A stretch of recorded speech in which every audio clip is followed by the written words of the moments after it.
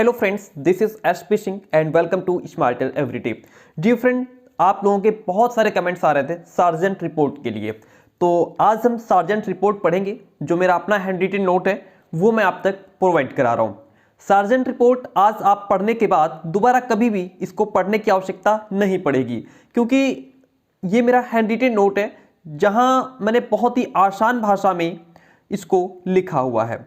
इसको आप एक बार पढ़ेंगे, आज के इस वीडियो को देखने के बाद इसको याद करने की जरूरत नहीं पड़ेगी, सिर्फ एक बार देख लेंगे और आपको सार्जेंट रिपोर्ट पूरी तरीके से कंप्लीट हो जाएगा। इसके बाद और भी जितने आयोग हैं, माध्यमिक शिक्षा आयोग और मुदालियर आयोग, हंटर आयोग जो भी हैं, और वुड का घोषणा पत्र है, ये सब भी हम जल्दी ही कंप्लीट करेंगे और चैनल पर अपलोड भी है। लेकिन एक बार फिर से हम इनको और ज़्यादा आसान भाषा में कंप्लीट करने की कोशिश करेंगे। तो इतना सब हम पढ़ेंगे। सार्जेंट रिपोर्ट के गुण पढ़ेंगे, दोष पढ़ेंगे, इसकी सिफारिशें पढ़ेंगे। और अगर आप अपने बुक में या इजी नोट्स में पढ़ते हैं तो आपको इतना समझ नहीं आएगा जितनी आसान भाषा में मैंने इसको लिखने की कोशिश की है। चलिए फिर शुरू करते हैं। सार्जेंट रिपोर्ट, जिसको हम शिक्षा विकास की युद्धोत्तर योजना के नाम से भी जानते हैं, और भी कई नाम हैं, इसको आगे डिस्कस करेंगे अभी। तो चलिए शुरू करते हैं। सार्जेंट रिपोर्ट, ये जो आप देख पा रहे हैं सामने, ये जो लिखा हुआ है, इसको आप विषय प्रवेश कह लीजिए, अवधारणा कह लीजिए या प्रस्तावना कह लीजिए। ठीक है, प्रस्तावना, अवधारणा, विषय प्रवेश कुछ भी लिख के आ जाए तो आप यही लिखेंगे जो सामने लिखा हुआ है। द्वितीय विश्व युद्ध की समाप्ति के कब? जब द्वितीय विश्व युद्ध समाप्त हुआ उसके कुछ समय पहले अन्य देशों के समान जिस प्रकार से दूसरे देशों में, उसी प्रकार से भारत में भी युद्धोत्तर विकास की योजनाओं के निर्माण कार्य की दिशा में रचनात्मक कदम उठाए गए। यानी कि जो दूसरा विश्व युद्ध था उसकी समाप्ति से कुछ ही समय पहले जिस प्रकार से दूसरे देशों में, उसी प्रकार भारत में भी विकास की योजनाओं के निर्माण कार्य जो थे उसके लिए रचनात्मक कदम उठाए गए। इन योजनाओं में शिक्षा का भी स्थान था, दिया गया था। शिक्षा, ये जो योजनाएं थी इसमें शिक्षा का भी स्थान था।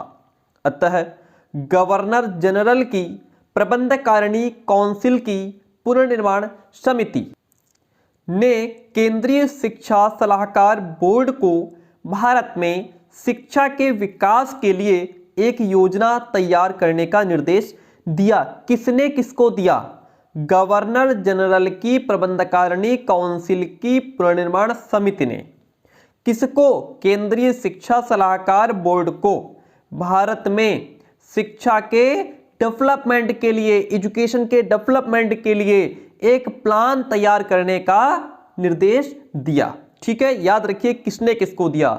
गवर्नर जनरल की प्रबंधकारिणी काउंसिल की पुनर्निर्माण समिति जो थी उसने केंद्रीय शिक्षा सलाहकार बोर्ड को दिया। अब देखिए आगे, केंद्रीय शिक्षा सलाहकार बोर्ड ने इस निर्देश का पालन करने के लिए भारत सरकार के तत्कालीन, यानी कि उस समय के जो शिक्षा सलाहकार थे जिनका नाम था सर जॉन सार्जेंट, से उक्त योजना प्रस्तुत करने का अनुरोध किया। किसने? केंद्रीय शिक्षा सलाहकार बोर्ड ने।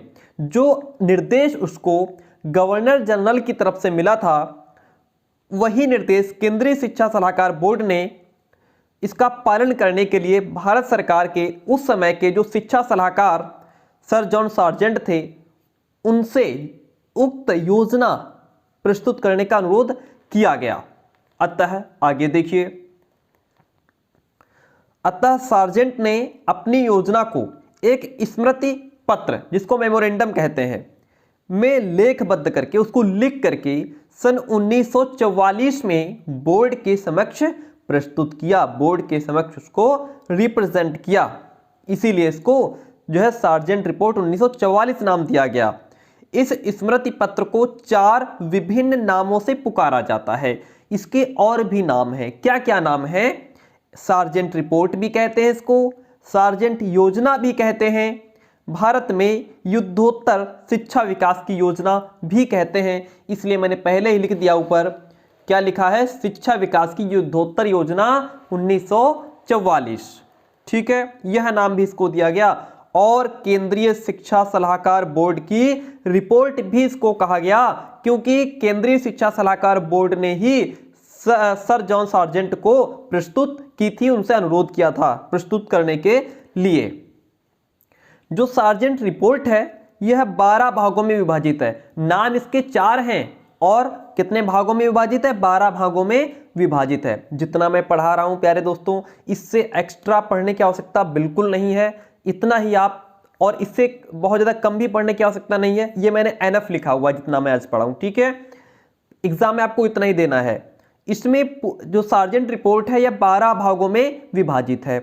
इसमें पूर्व प्राथमिक शिक्षा से लेकर के विश्वविद्यालय शिक्षा तक और भी जो अन्य प्रकार की शिक्षा है उस पर भी विचार किया गया है।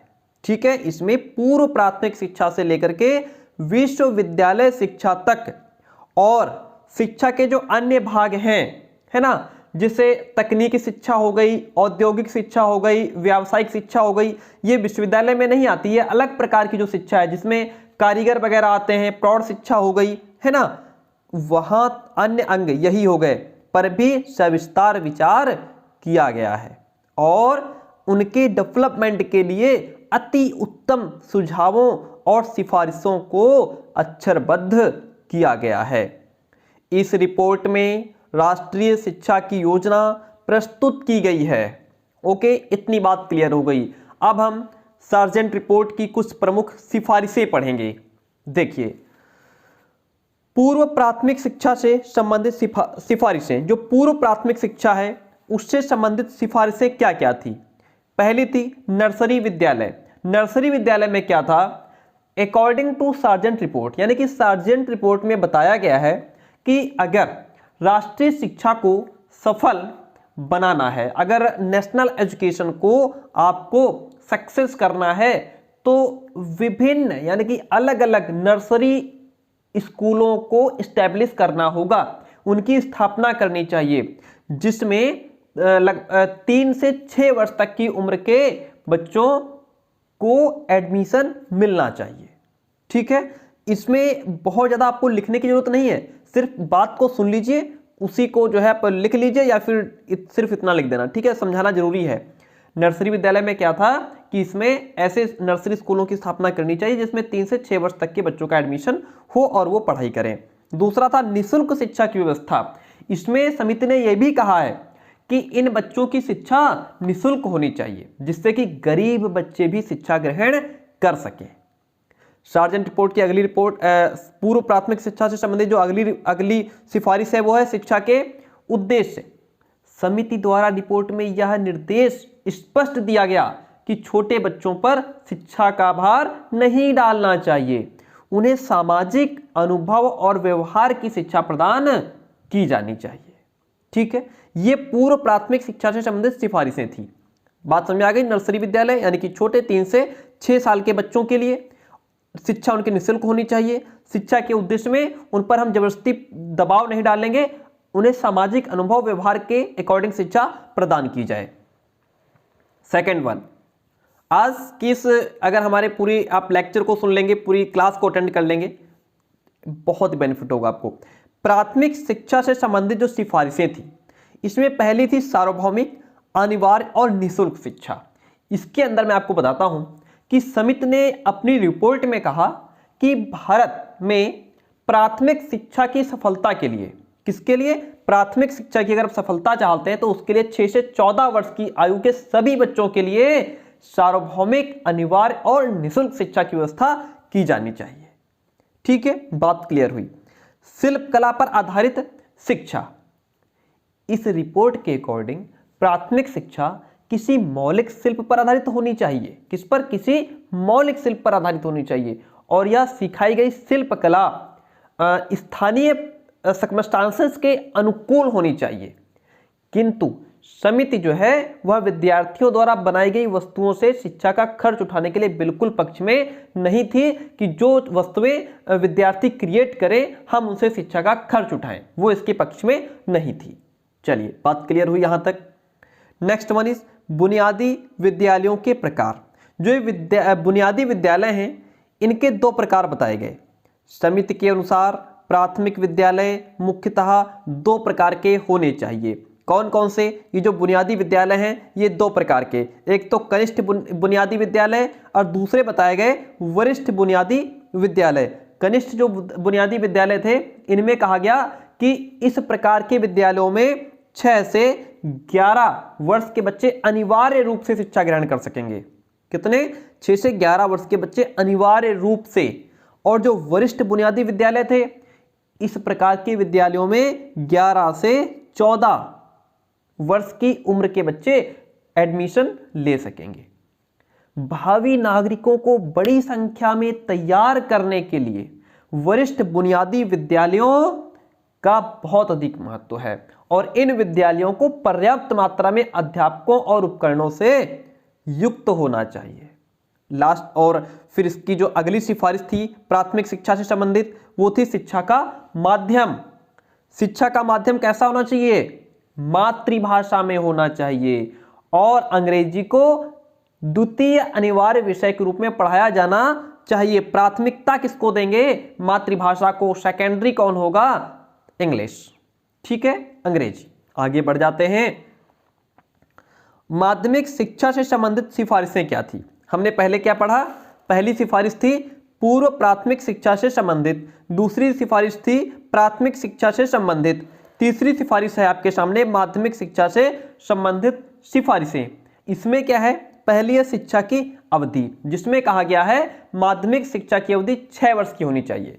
जो माध्यमिक शिक्षा की अवधि हो वो कितनी हो? 6 वर्ष की होनी चाहिए और इसमें 11 से 17 वर्ष के बीच की उम्र के बच्चों का एडमिशन लिया जाए।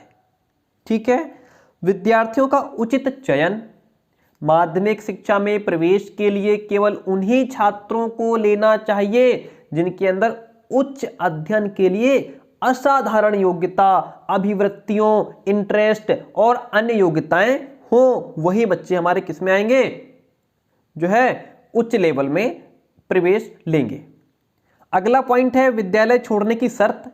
माध्यमिक शिक्षा से संबंधित जो अगली सिफारिश है उसमें क्या कहा गया है? विद्यालय छोड़ने की शर्त। इसमें बात कही गई है समिति के अकॉर्डिंग विद्यार्थियों को कम से कम 14 वर्ष तक, कितने? 14 वर्ष तक माध्यमिक शिक्षा ग्रहण करनी चाहिए और इससे पहले उसे स्कूल छोड़ने की आज्ञा नहीं दी जानी चाहिए। अच्छा बताइए, इनमें कुछ लिखने वाली बात थी इसलिए मैंने इन पॉइंट्स को नहीं लिखा कि चलो इसके अकॉर्डिंग अंदर लिखने की क्या जरूरत है, हम ऐसे ही समझा देंगे, है ना। फिर हाई स्कूल के लक्ष्य। इसमें हाई स्कूल छोड़ने वाले विद्यार्थियों को ऐसी शिक्षा प्राप्त होनी चाहिए जो उन्हें सीधे रोजगार लाने के अनुकूल बना दे, ताकि वो व्यवसायों और रोजगारों में लाने के अनुकूल हों, ताकि वे आत्मनिर्भर हो सकें और अपने पैरों पर स्वयं खड़े होने के योग्य बने। आगे बढ़ जाते हैं। ये पॉइंट्स आपको कहीं किसी किताब इजी नोट्स मॉडल पेपर में नहीं मिलेंगे। विश्वविद्यालय शिक्षा से संबंधित सिफारिशें क्या थी? विश्वविद्यालय शिक्षा से संबंधित सिफारिश नंबर 1 तो 3 वर्षीय डिग्री कोर्स। शिक्षा की सार्जेंट योजना ने एक 3 वर्षीय डिग्री कोर्स का सुझाव दिया है। इंटरमीडिएट कक्षा को समाप्त कर देना चाहिए, 11वीं कक्षा को हाई स्कूल से जोड़ देना चाहिए, जबकि 12वीं कक्षा विश्वविद्यालय शिक्षा से जोड़नी चाहिए, ऐसा इस रिपोर्ट में कहा गया है। प्रवेश के नियम की बात क्या हुई है? प्रवेश के नियम सख्त होने चाहिए ताकि जो सिर्फ योग्य बच्चे ही उच्च शिक्षा प्राप्त कर सकें। हर कोई एडमिशन लेना पढ़ने जो चला जाता है ऐसा ना हो, क्या हो? जो योग्य हो, है ना, वही एडमिशन ले, उसी का एडमिशन हो। इसीलिए प्रवेश के नियम बढ़िया तरीके से टेस्ट हो, उसका इंटरव्यू हो। माध्यमिक शिक्षा पूर्ण करने वाले 15 विद्यार्थियों में से केवल एक विद्यार्थी को विश्वविद्यालय शिक्षा प्राप्त करने की अनुमति देनी चाहिए। यानी कि जो माध्यमिक शिक्षा पूर्ण कर रहे हैं बच्चे उसमें से क्या कहा गया? बड़ी बात कही गई कि 15 विद्यार्थियों में से केवल एक विद्यार्थी को विश्वविद्यालय शिक्षा प्राप्त करने की अनुमति दी जानी चाहिए जो शिक्षा प्राप्त करने के योग्य हो। आगे बढ़ जाते हैं। योग्य शिक्षक की बात कही गई। सार्जेंट रिपोर्ट में विश्वविद्यालय में शिक्षा का स्तर यानी कि एजुकेशन का लेवल बढ़ाने के लिए योग्य शिक्षकों के चुनाव पर बल दिया गया है कि योग्य शिक्षक ही लाए जाएं। शिक्षक शिक्षार्थी संबंध बताया गया। टीचर्स और स्टूडेंट्स के बीच पारस्परिक संबंध कैसे हो? मधुर होने चाहिए और उनका आपस में संपर्क कांटेक्ट होते रहना चाहिए। स्टूडेंट्स जो है डिग्री कॉलेज में पढ़ करके पास होकर के चले जाते हैं, टीचर्स का नाम तक नहीं जान पाते हैं, है ना। हाँ, ये भी नहीं पता होता हमें कौन सा सब्जेक्ट कौन से टीचर पढ़ाते हैं। विश्वविद्यालय अनुदान आयोग की बात क्या हुई? सार्जेंट रिपोर्ट ने देश में एक विश्वविद्यालय अनुदान आयोग की स्थापना का निर्देश भी दिया था, जिसकी स्थापना 1945 कब 1945 में की गई थी। इसका इसका काम अलीगढ़, बनारस और दिल्ली 3 केंद्रीय विश्वविद्यालयों के कार्यों की निगरानी करना था। आप देखिए, आपके सामने है सार्जेंट रिपोर्ट के गुण। तो सिफारिशें आपके समझ में आ गई, है ना। पहली सिफारिश कौन सी थी? पूर्व प्राथमिक शिक्षा से संबंधित। दूसरी थी प्राथमिक शिक्षा से संबंधित। तीसरी हम लोगों ने पढ़ी माध्यमिक शिक्षा से संबंधित। और चौथी हम लोगों ने क्या पढ़ी? विश्वविद्यालय शिक्षा से संबंधित सिफारिश। अब हम पढ़ेंगे सार्जेंट रिपोर्ट के गुण क्या थे। देखिए, राष्ट्रीय शिक्षा पद्धति के विकास की मैं आपको बता दूं, ये आज जो सब्जेक्ट आप पढ़ रहे हैं ये सभी यूनिवर्सिटी के लिए कॉमन है। आगरा यूनिवर्सिटी में पेपर जो बीएड फर्स्ट ईयर में पेपर आपका जो समकालीन भारत एवं शिक्षा है उसमें मिलेगा। कानपुर में बीएड सेकेंड ईयर में मिलेगा। और बाकी यूनिवर्सिटीज में अपने हिसाब से देख लीजिए कहाँ है आपका। ये यही तो समस्या है बीएड में, चेंज इतना कर देते हैं। सार्जेंट रिपोर्ट के गुण देखते हैं। राष्ट्रीय शिक्षा पद्धति के विकास की दृष्टि से सार्जेंट योजना का एक ऐतिहासिक महत्व, एक हिस्टोरिकल इंपॉर्टेंस है।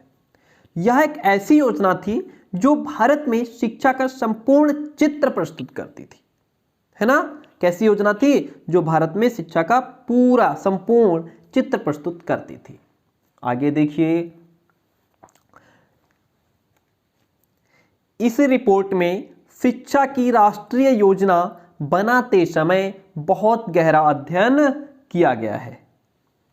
रिपोर्ट में शिक्षा को आम मानस यानी कि आम जन तक, आम व्यक्ति तक, हर एक व्यक्ति तक पहुंचाने की अनेक योजनाओं के बारे में बताया गया है, यानी कि जन जन घर घर तक शिक्षा को पहुंचाया जाए। इस रिपोर्ट में मंदबुद्धि बालकों एवं विकलांग बच्चों को शिक्षा देने के लिए अनेक सराहनीय उपाय बताए गए हैं। ठीक है, कोई समझाने वाली बात ही नहीं है, बहुत ही सिंपल लिखा हुआ है। 4th वन पॉइंट आपका कहता है कि अगर जो ये आपकी रिपोर्ट है इसने शिक्षा को, एजुकेशन को सक्सेस करने के लिए शिक्षक के, टीचर के इंपॉर्टेंस को अच्छी तरह पहचाना है। रिपोर्ट में शिक्षकों के वेतनमान में वृद्धि करने, उन्हें उपयुक्त प्रशिक्षण देने, उनका लेवल सुधारने के बारे में योजना बनाने को कहा गया है। 5th वन पॉइंट है, रिपोर्ट में विद्यार्थियों के स्वास्थ्य पर भी बल दिया गया है। स्टूडेंट्स की डॉक्टरी जांच और उनके निःशुल्क इलाज के बारे में भी इसमें निर्देश दिया गया है। अब हम पढ़ते हैं सार्जेंट रिपोर्ट के कुछ दोष हैं। दोष का मतलब कुछ कमियां हैं। जैसे कमी क्या है? सार्जेंट रिपोर्ट को शिक्षा की राष्ट्रीय पद्धति कहना गलत होगा। क्यों गलत होगा? क्योंकि यह इंग्लैंड में प्रचलित प्रतिरूप की एक नकल है। इंग्लैंड एक विकसित देश है, एक डेवलप कंट्री है, जबकि भारत नहीं है। इसलिए इंग्लैंड में एजुकेशन लेवल को भारत के लिए शैक्षिक स्तर मानना बिल्कुल भी उचित नहीं होगा।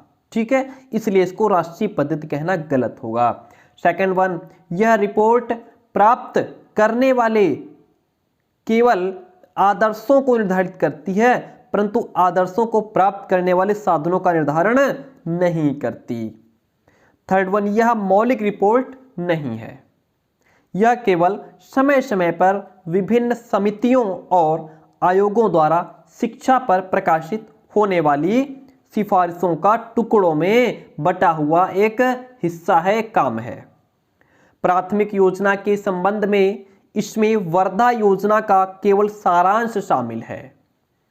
रिपोर्ट के कार्यान्वयन के लिए करोड़ों रुपयों का अनुमान लगाया गया और खर्च का 75% भाग जनता द्वारा उठाना, जो कि क्या था? असंभव था। भारत की खराब आर्थिक स्थिति होने के बावजूद रिपोर्ट ने शिक्षा की एक बहुत महंगी योजना तैयार की। प्यारे दोस्तों, ये थी आपकी सार्जेंट रिपोर्ट, जिसमें हमने सिफारिशें, गुण, दोष सब पढ़ा। ठीक है। आई होप कि क्लास आपको पसंद आई होगी। अगर पसंद आती तो आपसे एक लाइक एक कमेंट चाहिए। जो मेरा दूसरा चैनल है SP सर ब्लॉग्स के नाम से, आप मुझे वहाँ भी फॉलो कर सकते हैं। ये PDF आपको जल्दी ही टेलीग्राम चैनल पर मिल जाएगी, लिंक डिस्क्रिप्शन बॉक्स में दिया हुआ है। Thank you. अपने जो भी टॉपिक्स हैं वो हमें फटाफट सेंड करें, मैं उनको भी कंप्लीट कराऊंगा।